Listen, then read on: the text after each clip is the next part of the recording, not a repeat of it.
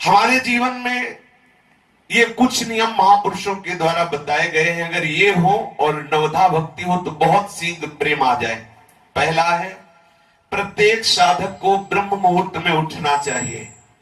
ये जो लोग 9 बजे तक सोने का नियम लिए हुए हैं, हमारी तो ऐसी भावना है कि उनको कभी भी भगवत प्राप्ति नहीं हो सकती, क्योंकि 9 बजे तक सो रहे हैं। ब्रह्म मुहूर्त से लेकर के 9 बजे तक भगवान सूर्य उदय हो रहे हैं, आप सैया पे सो रहे हो, तमोगुण वृत्ति बढ़ रही है, प्रमाद बढ़ रहा है, तुमसे भजन बनने वाला है, ऐसा हो ही नहीं सकता। कैसे भगवत प्राप्ति होगी? अरे भगवत प्राप्ति वाले को कभी ब्रह्म मुहूर्त में नींद आ सकती? असंभव बात है। यदि वो रात्रि भर बैठकर भजन किया है तो भी ब्रह्म मुहूर्त में नहीं सोएगा, फिर बाद में सो लेगा। ऐसे कितने साधक हैं जो रात्रि में भजन करते हैं। 1-2 बजे तक नाना प्रकार की विलासिता में समय काटिए और सुबह 10 बजे तक सोइए और अपने आप को साधक माने। असंभव बात, भगवत प्राप्ति असंभव। सावधान रहिए। प्रातः काल का 3 बजे से और सूर्य उदय तक का जो समय है, ये महामहिमामय समय है। इसमें अधिकतर ध्यान युक्त जप किया जाए, बहुत लाभ की प्राप्ति होगी। ये बहुत अमृतमयी वेला है। बड़े बड़े महापुरुषों ने, गुरुजनों ने इसी समय को सार्थक किया है भजन के द्वारा, फिर अनुभव करके बताया है। जो प्रातः कालीन 3 बजे से लेकर सूर्य उदय तक भजन नहीं करते हैं, वो दिन में भजन करें ऐसा नहीं लगता हमें तो, कि वो तन्मयता पूर्वक भजन कर पाएंगे। ब्रह्म मुहूर्त में जब भजन होता है तो दिन भर का नशा चढ़ जाता है। जैसे समय से आप नशा कर ले तो दिन भर वो गूंजता रहता है, ऐसे ब्रह्म वेला पर यदि आपने गुरु मंत्र की तन्मयता 2-3 घंटे की तो 24 घंटे उसका नशा चढ़ा रहेगा। रात्रि में सोने के समय और प्रातः काल जग करके सूर्य उदय तक सतत भजन करें, मंत्राकार वृत्ति करें, ध्यान युक्त जप करें, फिर आप देखिए कैसा आपको लगता है। यदि आप बहुत ही शरीर स्वस्थ है और आपका अभ्यास बहुत कमजोर है तो भी सूर्य उदय होते होते आप उठ जाइए। सैया में लेटे हुए हैं, सूर्य उदय हो रहे हैं और आप साधक कहलाते हैं, बड़ी हंसी की बात है। बिल्कुल कदापि ऐसा ना, ये महापुरुषों के सिद्धांत बताए हुए हैं। प्रत्येक साधक को ब्रह्म मुहूर्त में उठ जाना चाहिए। यदि ऐसा संभव ना हो सके तो सूर्य उदय होते होते उठ जाना चाहिए। सूर्य उदय हो रहे हैं आप सैया में, वैसा कभी नहीं होना चाहिए। दूसरा, प्रातः काल जग करके किसी सांसारिक विषय का निर्णय नहीं करना चाहिए। अशांत है, उसी समय हम चिंतन, व्यापार या नाना प्रकार की बातों का कर रहे हैं, उस समय केवल भगवत चिंतन में तन्मयता करने की चेष्टा करनी चाहिए। तीसरा, प्रातः काल सूर्योदय के समय और संध्या के समय, 2 समय प्रार्थना युक्त भाव से, यदि आप वैष्णव उपासना में है, नित्य विहार उपासना में है तो ठाकुर की मंगला और संध्या आरती के समय पद गायन करते हुए प्रभु से प्रार्थना करें। यदि आप सनातन धर्मी उपासना में हैं तो आप संध्या करते हुए, गायत्री जप करते हुए उस समय प्रभु से प्रार्थना करें कि हमारे जीवन की संध्या होने जा रही है, अभी हमारी आपकी संधि नहीं हुई, हमारा मन विषयों में फिसल रहा है, नाथ स्वीकार कर लो। हे पतित पावन, मुझ पतित को अपने सानिध्य का अनुभव कराओ। आप हमारे हृदय में हो, ऐसा मैं अनुभव कर पाऊं। आपका ही सारा विलास, आप सारे जगत का स्वरूप हो, ऐसा मुझे अनुभव करा दो। प्रार्थना करनी चाहिए। चौथा, नियम ले कुछ भगवान नाम का, कि हम इतने माला जपेंगे, या गुरुजनों से नियम सामने स्वीकार करें और उसे प्राणपण, ऐसा प्राणपण कि मैं भले भूखे रह जाऊं, भले मैं कष्ट सहूं, लेकिन जब तक इतना जप नहीं होगा तब तक हम प्रसाद नहीं पाएंगे, तब तक हम शयन नहीं करेंगे। प्राणपण से उसका निर्वाह करें। एक जप का नियम ले लें कि मुझे इतने घंटे जप करना है, फिर उसे निर्वाह करें बहुत काल तक, तो आपका अभ्यास दृढ़ हो जाएगा। आपके लिए बहुत सहज हो। नियम में बहुत बड़ी ताकत है। जो नियम से नहीं जपते हैं तो आज 50 माला जपाओ, फिर 5 दिन बिल्कुल नहीं जपा, ठीक नहीं है ऐसा। आप एक छोटा नियम ले, लेकिन उसको प्राणपण से निर्वाह करें, फिर बड़ा और बढ़ावे, फिर और बढ़ावे, फिर धीरे धीरे हर श्वास, हर मिनट, हर क्षण भजन चलने दे। आप सिद्ध हो गए। फिर प्रतिक्षण भजन चल रहा है, अखंड भजन चल रहा है, निरंतर भजन चल रहा है, सहज स्वभाव बन गया भजन करने का। यही तो सिद्धावस्था है। पर ये आएगा तभी जब आप नियम से दृढ़ता पूर्वक भजन करेंगे। फिर कुछ शास्त्रों का नियम होना चाहिए, नित्य स्वाध्याय का। गीता जी हैं, भागवत जी हैं, रस भरी वाणियां हैं आचार्यों की, उनका नियम होना चाहिए। जान करके कभी भी किसी का किसी तरह से बुरा तुमसे ना होने पावे, यदि आप भगवत प्राप्ति करना चाहते हैं। शरीर से कोई बुरा आचरण न बनने पावे, वाणी से कोई बुरा शब्द न निकलने पावे, और मन से कोई बुरा संकल्प ना होने पावे। कठिन है मन को बचा पाना, किसी के लिए बुरा संकल्प ना हो। तो जिस समय मन किसी का अहित सोचने लगे, सावधान रहोगे तो बात बन जाएगी। उसी समय पुकारने लगो राधा राधा राधा राधा, ये क्या सोच रहा है मन, उसी समय मन की वो बुरा सोचने की वृत्ति नष्ट होने लगेगी। मन से भी हम किसी का बुरा ना सोचे, तन से हम किसी का बुरा ना करें, वचन से भी हम किसी को बुरा ना बोले। अगर हम ऐसा आचरण करेंगे तो बहुत शीघ्र हम प्रभु के सुमिरन में मगन हो जाएंगे। फिर है, जहां तक हो सके झूठ बोलने से बचे उपासक। कुछ लेना देना नहीं, फिर भी झूठ बोल रहे हैं, क्यों? अरे सत्य मार्ग में चल रहे हैं तो थोड़ा संभल के बोलो, क्या जरूरी है झूठ बोलना? अगर हमारी बात सत्य बोलने से बन रही तो हम झूठ क्यों बोले? और किस लिए, क्यों भय, कौन सी बात का भय, हम झूठ क्यों बोले? झूठ से हमारा व्यवहार पुष्ट होगा। अगर हम सत्य बोल देते हैं व्यवहार नष्ट होता, अच्छा ही तो हुआ। श्री जी के भजन में एकांत अवसर मिलेगा।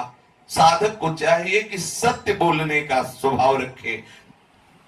फिर कह रहे हैं कि किसी को भी, जो पुरुष साधक हो वो स्त्री शरीर, किसी भी स्त्री को, जो स्त्री साधक हो पुरुष शरीर को, कभी भी सुंदरता के आरोप भाव से ना देखे कि बड़ी सुंदर स्त्री है या बड़ा सुंदर पुरुष है। कहां जहां ऐसी भावना आई तो वहां काम भाव जागृत हो जाता है।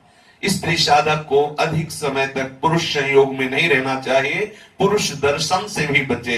एक बार दृष्टि चली जाए, भगवत भाव से प्रणाम करके दृष्टि नीचे कर लो। ये माया का आकर्षण ऐसा है, कोई कितना भी बड़ा बुद्धिमान विद्वान हो, कितना भी बड़ा साधक हो, अगर ऐसी दृष्टि रखेगा तो उसे अंततोगत्वा विनाश ही होगा। जो इनकी संगति करे अंत होएगो नाश, ये आचार्यों के वचन है। जो पुरुष साधक है वो स्त्रियों की तरफ अचानक दृष्टि चली जाए तो प्रणाम करे, दोबारा सुंदरता का अवलोकन न करे। जो चाहे आपन कल्याणा, सुजस सुमति शुभ गति शुभ नाना, सो पर नार लीलार गुसाई, तजो चौथ के चंद। इसे जीवन में उतारा जाए। ऐसा नहीं कि हम बोल दिए आप सुन लिए फिर आप किसी को सुना दिए। इसे जीवन में उतारा जाए तो खुद अनुभव में होगा, खुद आनंद की अनुभूति होगी। किसी की किसी भी तरह से निंदा नहीं करना, ये महापुरुषों के सिद्धांत बताए हुए हैं। यदि सिद्धांत पे चलेंगे तो निश्चित नवधा भक्ति का हमारे हृदय में प्रादुर्भाव हो जाएगा। किसी की भी किसी भी तरह से हमें निंदा नहीं करनी। कभी कभी हम अपनी बड़ाई चाहने के लिए घुमा करके किसी की निंदा कर देते हैं, ये भी हमारे लिए परमार्थ में बहुत हानिकारक है। कभी किसी की हम प्रशंसा करते हैं तो उसकी प्रशंसा पुष्ट करने के लिए हम किसी दूसरे की अवहेलना की वार्ता करने लगते हैं कि देखो वही वो है। ऐसे हमें क्या मतलब, हमें तो सब जगह अपने आराध्य देव की भावना करनी है, ना किसी की स्तुति करनी है, ना किसी की निंदा करनी है। भोजन आप फलाहार कर रहे हो या आप अन्न पा रहे हो, आप उतना ही पाए जितना पाने के बाद आपको ऐसा न लगे कि हम छक गए हैं। ऐसा नहीं लगना चाहिए। ये महापुरुषों के सिद्धांत बनाए हुए हैं। यदि आपको भोजन पाने के बाद ऐसा लग रहा हाँ आप तो छक गए, तो समझो आपने साधना के खिलाफ भोजन किया है। उतना भोजन होना चाहिए, पाने के बाद ठीक है क्षुधा निवृत्ति हो गई, लेकिन ऐसा नहीं प्रतीत हो रहा। अभी अगर आपको और पवाया जाए तो आप पा सकते हैं, इतना पाना चाहिए। इतना कम भी नहीं होना चाहिए कि आपकी वृत्ति भोजन में लगी रहे, आपको साधन में व्यवधान उपस्थित हो। चाहे फलाहार हो या अन्न हो या जल हो, जब आप पा रहे हो उस समय किसी से वार्ता ना करें, उस समय केवल नाम जप करें, क्योंकि वो भोजन जो आप पा रहे हैं जिस संस्कार से युक्त होगा, अगले समय में वो संस्कार आपके ऊपर छा जाएगा। यदि आप गंदे दृश्य देखते हुए भोजन पाएंगे टीवी आदि में, और गंदी बातें करते हुए या नाना प्रकार का कुचिंतन करते हुए, तो वो भोजन जाकर आपके हृदय में वैसा ही प्रभाव डालेगा और आपका भजन बाधित हो जाएगा। भोजन के समय महापुरुषों ने कहा कि ये आपकी भजन की वृद्धि और हानि करने का ठीक समय है। यदि आप भोजन ठीक भजन करते हुए पा रहे तो आपका भजन बढ़ेगा। भोजन करते हुए कि चलो हमने 20 माला तो कर लिया, भोजन पाते हंसी मजाक शुरू, इधर उधर का चिंतन शुरू, तो आप समझ लीजिए आप आगे के समय के लिए भजन नाश की वृत्ति पैदा कर रहे हैं। पवित्र होकर गुरुदेव भगवान के अनुसार जो मंत्र उपासना मिली उसका चिंतन करते हैं, एकाग्र होकर भोजन पाए, उतना ही पाए जितना आपको आवश्यक है, अधिक ना पावे। कभी भी कहीं भी ऐसा लग रहा हो कि दूसरे के हक की वस्तु है तो कभी उसे आप ना लें। कभी भी चार साधक बैठ करके किसी का उपहास न करें, हंसी मजाक का वातावरण उपस्थित न करें। गुरुजन सामने पड़े, जय बार पड़े, उनको प्रणाम करें, इससे अहंकार का नाश होता है। सब जीवों में ये देखें कि हमारे आराध्य देव जो सिंहासन में विराजमान है वही सब जीवों में विराजमान है। ऐसी भावना से जो भी दृष्टि में आए तो उसे मानसिक प्रणाम करने की चेष्टा करें। कभी कोई आपके साथ प्रतिकूल व्यवहार कर दे तो किंचन मात्र क्रोध ना करें। यदि क्रोध आ जाए तो जो जप किया है उसमें और जप बढ़ावे दंड के रूप में, कि आज हम 20 माला का नियम लिए लेकिन आज हमें गुस्सा आ गई, आज 20 माला और करेंगे तभी भोजन पाएंगे। नियम ले, अगर क्रोध आ जाए तो आप अपनी उपासना में नियम जोड़ दे, ठीक है आज क्रोध आ गया, आज भोजन नहीं पाना, आज उपवास करके केवल नाम जप करना है, इससे आप क्रोध पर विजय प्राप्त कर लेंगे। पूज्य बात सिउड़िया बाबा जी महाराज कहते हैं यदि 1 महीने में एक बार अच्छे से क्रोध कर लिया जाए तो भजन का प्रभाव नहीं पड़ता उसके हृदय में। तो हमें भजन को बचाना है, तो इसलिए जब कभी क्रोध आवे तो डर जाओ, क्रोध करेंगे तो हमारा भजन निष्प्रभावित हो जाएगा। किसी भी जीव से कितना भी पाप हो जाए आप घृणा न करें, और स्वयं का समय निश्चित होना चाहिए उपासक का। अगर शयन जब मन आया, कथा में आया तो सो गए, माला में आया तो सो गए, जब कुटिया में खाली है तो सो रहे, ये सब प्रमाद वाली बात नहीं। शयन का एक समय होना चाहिए। अगर आप रात्रि के 11 बजे सोते हैं तो 12, 1, 2, 3, 4 बजे उठ जाएं, 5 घंटे हो गए रात्रि में, और दिन में 1 घंटे विश्राम कर ले, 6 घंटे खूब हो गए। अगर आपको और सोना है तो 10 बजे सो जाइए, तो 7 घंटे हो गए। इसके बाद सोते हैं तो आप साधक नहीं हैं। शरीर स्वस्थ हो तो लेट जाना ठीक है, जब शरीर स्वस्थ है तो लेटना नहीं चाहिए। पद्मासन में बैठो, सिद्धासन में बैठो, सुखासन में बैठो, खड़े होकर जब करो, साधना कर रहे हो, कोई खिलवाड़ कर रहे हो। एक उदर पोषण करने के लिए लेबर 8 घंटे दौड़ता है तसला लेकर के, विचार कीजिए। एक परिवार का पोषण करने के लिए 8 घंटे गर्मी बरसात धूप ठंडी कुछ नहीं देख रहा और मालिक की गालियां पा रहा है, 8 घंटे मेहनत करता है केवल उधर पोषण के लिए। हम परम पद के अधिकारी बनना चाहते हैं और प्रमाद करते हैं। नहीं, सावधान, शयन का ठीक समय होना चाहिए, और जो समय निश्चित करें आप। अगर आपसे स्वयं निर्वाह नहीं होता तो गुरुजनों के सामने बैठकर निश्चित करा लीजिए, और जितना निश्चित कर लीजिए फिर उससे 10 मिनट भी अधिक मत सोइए। ऐसा नियम ले ले। अगर ये नियम कुछ दिन चला तो अभ्यास में ऐसा हो जाता है कि जितने समय जगना होता है उस समय किसी को जगाना, साधक अलार्म नहीं लगाता। ये जो अलार्म लगाते हैं अभी ठीक साधना नहीं बनी, अरे उसका हृदय ही अलार्म है, बेचैन हो जाएगा, उठ के बैठ जाएगा।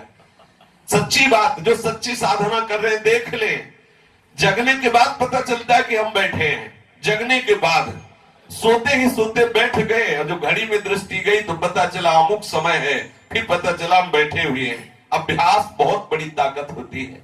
यदि जीवन में अभ्यास आपने किया तो उसका आनंद मिलेगा। सोते समय भगवती स्मरण करते हुए सो गए तो जगने के समय चेतना जब जागृत हुई तो पता चला आसन में बैठे हुए हैं। ऐसी अभ्यास की बहुत बड़ी सामर्थ्य है। साधक स्वयं का एक निश्चित समय रखे, ये नहीं कि हमें जब तक कोई दरवाजा खटखटाए नहीं तब तक हम सो रहे हैं, बिल्कुल नहीं। और हमें आराम करने की जरूरत नहीं, हमारा आराम भगवत चिंतन में होता है। ठीक समय से लेटे, ठीक समय से जग गए, नींद आवे ना आवे हमें उसकी परवाह नहीं, अपने साधन में लग जाना है। इंद्रियां तृप्त हो जाती हैं, विश्राम पाती हैं भगवत चिंतन में। साधक की इंद्रियां तमोगुण रूपी निद्रा से विश्राम को प्राप्त नहीं करती। साधक की इंद्रियां भगवत चिंतन करते हुए महासात्विक सुख में विश्राम का अनुभव करती हैं। नियम के टूट जाने पर जो आपने नियम लिए हैं, सोने का, जगने का, पाठ का, भजन का, सत्संग का, परिक्रमा का, जो भी नियम लिए हैं, यदि टूट जाए नियम तो दंड अवश्य स्वीकार करें। उचित उपवास, भजन बढ़ाना या किसी ग्रंथ का पाठ रख लेना, सब नियम पूरा करते हुए आपकी जो दिनचर्या है, अगर उसमें नियम टूटा तो जो दिनचर्या है पहले उसको कीजिए, इसके बाद एक पाठ बढ़ा लीजिए। आप सुधा निधि का पूरा पाठ कर रहे दंड के रूप में, हमसे नियम क्यों टूटा, और पाठ कर रहे, फिर प्रसाद पाएंगे। प्रतिज्ञा पूर्वक अपने नियम का निर्वाह करें तो आपके हृदय में नवधा भक्ति का अद्भुत प्रादुर्भाव हो जाएगा।